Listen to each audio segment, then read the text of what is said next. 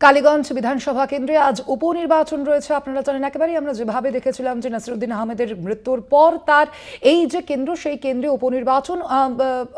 উপনির্বাচন অনুষ্ঠিত হওয়ার প্রয়োজনীয়তা পড়ে এবং সেখানেই কিন্তু এবার তৃণমূল কংগ্রেস প্রার্থী করেছে প্রয়াত নাসিরউদ্দিন আহমেদের কন্যা আলিফা আহমেদকে এবং তার পাশাপাশি বিজেপি প্রার্থী করেছে আশিস ঘোষকে। অন্যদিকে বাম সমর্থিত কংগ্রেস প্রার্থী কিন্তু কাবিল উদ্দিন শেখ। অবশ্যই সেখানে আজকের এই যে উপনির্বাচন রয়েছে 2026-এর যে বিধানসভা নির্বাচন, তার একেবারে আগে এই ভোট অবশ্যই একাধিক ইঙ্গিত পূর্ণ। আজকের এই ভোট গ্রহণ, এই যে উপনির্বাচন, সেখানে কোন দল জয়ী হয় অবশ্যই সেদিকে আমাদের নজর থাকবে এবং অবশ্যই তার পাশাপাশি কাদের কি পার্সেন্টেজ হয় সেই দিকেও কিন্তু আমাদের নজর রয়েছে। আমরা অবশ্যই এই বিষয়ে কথা বলবো। আমাদের সঙ্গে এই মুহূর্তে রয়েছেন প্রতিনিধি সত্যসুন্দর ভট্টাচার্য ফোন লাইনে। সত্যসুন্দর, এখনো পর্যন্ত কি জানা যাচ্ছে, ঠিক কত শতাংশ ভোট পড়েছে এবং এখনো পর্যন্ত কি শান্তিপূর্ণভাবেই ভোট গ্রহণ প্রক্রিয়া চলছে, কি জানা যাচ্ছে? দেখো, কালীগঞ্জ বিধানসভার উপনির্বাচনে সকাল 7টা থেকে ভোট গ্রহণ শুরু হয়েছে। যেটা জানা যাচ্ছে যে প্রথম 2 ঘন্টায় অর্থাৎ সকাল 9টা পর্যন্ত যে ভোটের হার কমিশনের কাছে এসেছে সেটা হলো 10.83% ভোট।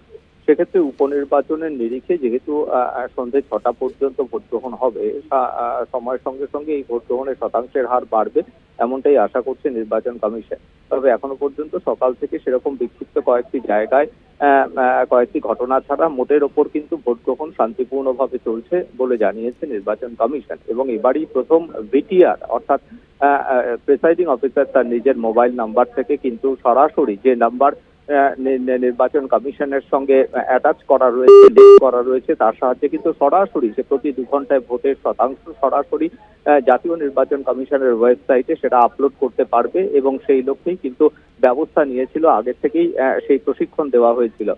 ফলে প্রথম 2 ঘন্টায় যে 10.83% ভোট পড়েছে সেটা আশাব্যঞ্জক বলেই মনে করছে নির্বাচন কমিশন।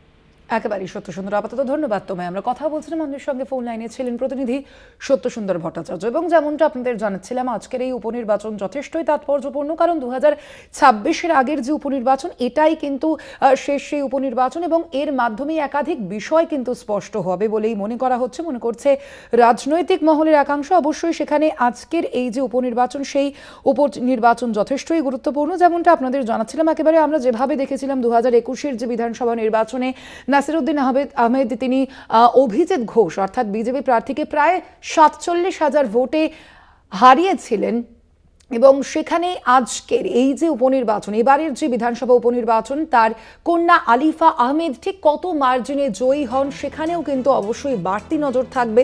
এবং তার পাশাপাশি আপনাদের জানিয়ে রাখি, এখানে যে ভোট গ্রহণ কেন্দ্র, সেই ভোট গ্রহণ কেন্দ্র রয়েছে 162টি এবং তার পাশাপাশি সকাল 9টা পর্যন্ত ভোটের হার কিন্তু 10.83%। কালীগঞ্জ বিধানসভা উপনির্বাচনে সকাল 9টা পর্যন্ত ভোটের হার 10.83%, এমনটাই জানানো হয়েছে ইতিমধ্যেই নির্বাচন কমিশনের পক্ষ থেকে। এবং যা যথেষ্টই সুষ্ঠুভাবে যে ভোট গ্রহণ প্রক্রিয়া চলছে সেই বিষয়টিও কিন্তু জানানো হয়েছে নির্বাচন কমিশনের পক্ষ থেকে। এবং এখনো পর্যন্ত কিন্তু সেই মতো কিছু অভিযোগ জমা পড়েনি নির্বাচন কমিশনের কাছে, এখনো পর্যন্ত সেই মতোই জানা যাচ্ছে। আপনাদের জানাবো আজ যে কালীগঞ্জ বিধানসভায় কেন্দ্রীয় উপনির্বাচন রয়েছে, সকাল থেকেই রীতিমতো বৃষ্টিকে উপেক্ষা করেই কিন্তু চলছে এই ভোট গ্রহণ প্রক্রিয়া।